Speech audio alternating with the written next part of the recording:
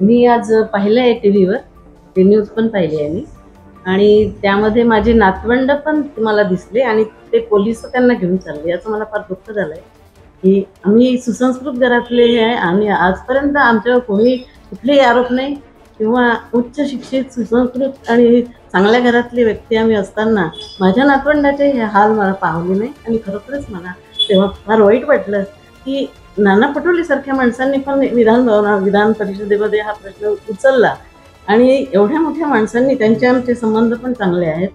पण त्यांनी सुद्धा म्हणजे आपला राजकीय फायदा करून घेण्यासाठी या प्रिया फुकेला त्यांनी हे केलं आणि माझ्या बरोबर त्यांनी काय म्हणजे कशासाठी हा डाव खेळत आहे ते मला कळत नाही.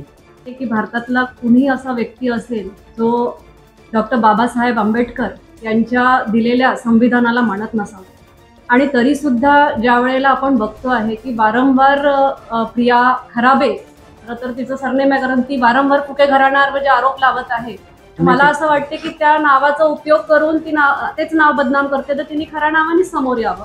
तर प्रिया खराबे ज्या आहेत त्यांनी सुद्धा कुठेतरी संविधानावर विश्वास ठेवायला पाहिजे. त्यांनी माझ्या घराण्यावर, आमच्या सासू सासऱ्यांवर चुकीचे आणि खोटे आरोप वारंवार केलेले आहेत आणि त्याबद्दल त्यांनी कोर्टात सुद्धा केसेस टाकलेल्या आहे आणि कोर्टमध्ये केस सुरू आहे. आता मला हेच कळत नाही की वारंवार जे लोक समोर येत आहे, राजनैतिक लोक त्याच्यावर बोलतात आहे, ते वारंवार कंटेम्प्ट करताय कोर्टचा एका प्रकारे. कारण जेव्हा कुठलीही केस कोर्टात लागलेली असते त्यावेळेला त्या केसवर जी काही न्याय द्यायचा आहे हे न्यायालय डिसाईड करणार आहे आणि केस लागल्यावरती त्यात कोणालाही हस्तक्षेप करण्याचा कुठेही अधिकार नाही आहे. तरी सुद्धा ज्या प्रकारे हे काही चाललेलं आहे, स्टंट करतात आहे आणि आपण बघू शकता की याचा त्रास माझे सासू सासरे सुद्धा सिनियर सिटीजन आहे, वारंवार त्यांना मानसिक त्रास होतो आहे आणि आताच आमच्या आईसाहेबांनी सांगितल्याप्रमाणे की परिणय फुकेंचं नाव वारंवार समोर येत आहे. तिथे तिथे त्या सांगतात आहे की परिणय फुकेंच्या भावाची पत्नी.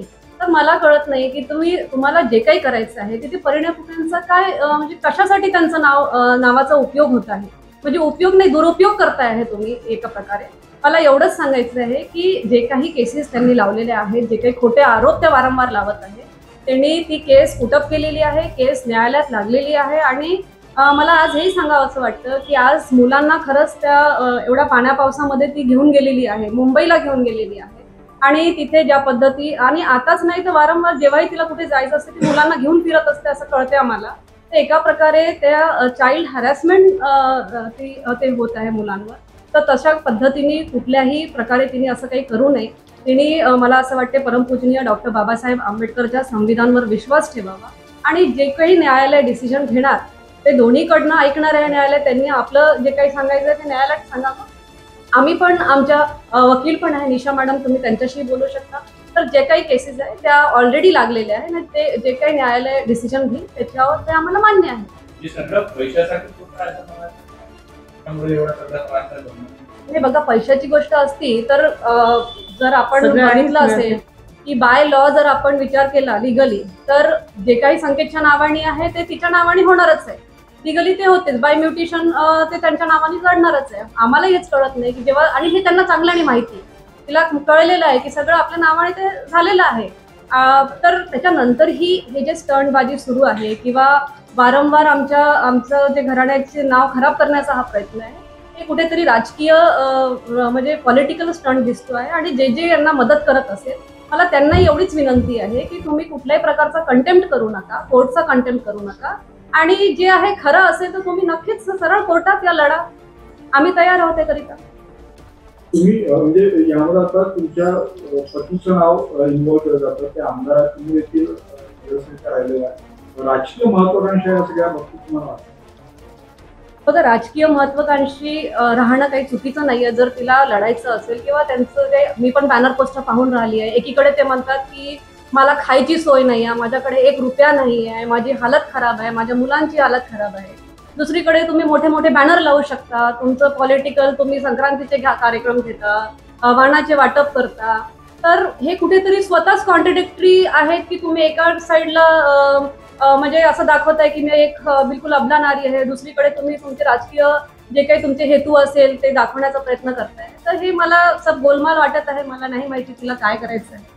तर कुठेतरी फक्त हे जे आहे ते मायलेज गेन करायचा प्रयत्न आहे, वारंवार परिणताचं नाव घ्यायचं आणि मी फार पीडित आहे दाखवण्याचा प्रयत्न करायचा. अनेक राजकीय पक्षाच्या नेत्यांनी आतापर्यंत त्यांना पाठिंबा दिलेला आहे, विधान भवनापर्यंत गेलेला आहे.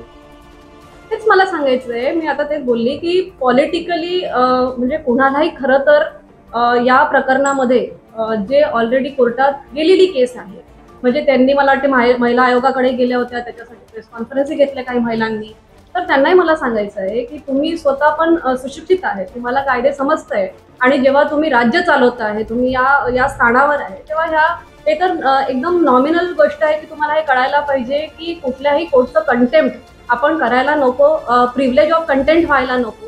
तर या सगळ्या गोष्टीचं त्यांनीही थोडंसं भान ठेवायला पाहिजे. आणि मला मान्य आहे ना, माझं म्हणणं एवढंच आहे की जेव्हा कोर्टात केस आहे तेव्हा तुम्ही न्यायालयावर विश्वास ठेवा आणि जे काही न्यायालय डिसिजन घेणार आम्ही अगदी त्यांच्या बरोबर ह्या सगळ्या गोष्टी न्यायालयाचे निर्देश अगदी आणलेले आहेत, निर्देशात आणलेले आहेत. त्याचं एक उदाहरण द्यायचं म्हणजे आताच आम्ही मुलांच्या फीस बद्दलची जेव्हा त्यांनी एक ऍप्लिकेशन लावली होती, त्यांनी डोमेस्टिक व्हायलन्सची केस टाकलेली आहे, तर फॅमिली कोर्टात केस सुरू आहे आणि त्या सुद्धा म्हणजे प्रिया खराबे सुद्धा वारंवार कोर्टचं कंटेम्प्ट करते. आमच्या सासू सासऱ्यांना भेटण्याची परवानगी आहे, मुलांना इथे आणत नाही, वारंवार पैसे मागते मुलांना भेटायला, जसं आई सांगतच आहे तुम्हाला. आणि कोर्टाने निर्णय दिला आहे, व्हिजिटिंग राईट्स दिले आहेत की पहिल्या आणि थर्ड सॅटर्डेला तुम्ही मुलांना भेटायला आणा. माझे सासरे आताच त्यांचं ऑपरेशन होऊन आले आहे, त्यांची अगदी स्थिती एवढी वाईट आहे, पण मुलांना भेटायसाठी ते आता मागच्या सॅटर्डेला शनिवारी सुद्धा कोर्टात गेले भेटायला, पण तिने मुलांना आणलं नाही. चौथ्यांदा झालं की ती मुलांना आणलं नाही. तर ती कोर्टाची सुद्धा न्याय ऐकत नाहीये. तर आम्हाला म्हणजे खरंच वाईट वाटतं की तिला काय करायचं.